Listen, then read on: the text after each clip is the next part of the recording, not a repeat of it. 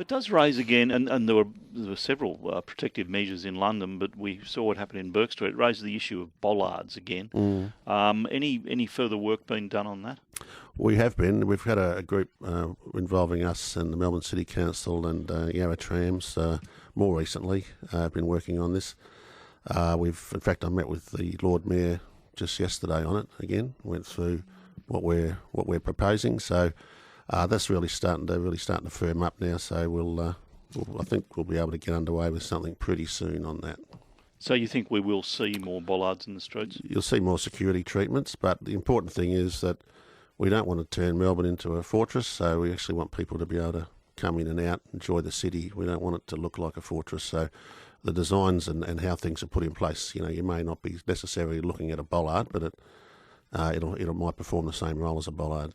Just before we leave the terrorism issue, I noticed a report today that out of the Lint Cafe report analysis, there are suggestions that state police should be carrying different levels, not carrying, but have available different levels of firearms, high-powered machine guns, etc. Do you need that sort of gear? We have been. Well, our special operations group and our specialist areas do carry different weapons. That's something that we've had for quite a while. But the issue overall is one we have been looking at. We don't like the look of what you see overseas, which is just general constables carrying machine guns, and that's a look that if you go to Europe, you see it everywhere now. We've never had that, and we want our police to be approachable.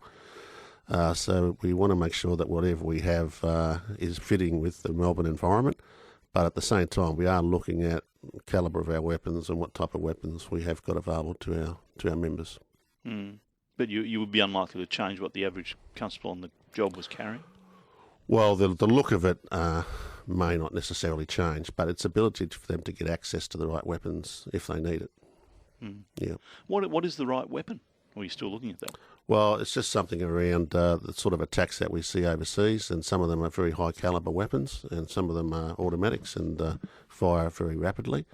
And, we are looking at the moment, we've got Deputy Commissioner Chris was running a group that are looking at with our experts in this area that we've got internally, having a look at the types of weapons that people could come up against and whether we've got the right firepower to deal with it. So you're looking at a general upgrade of weapons? It could be. We're just waiting to hear what comes out of that work.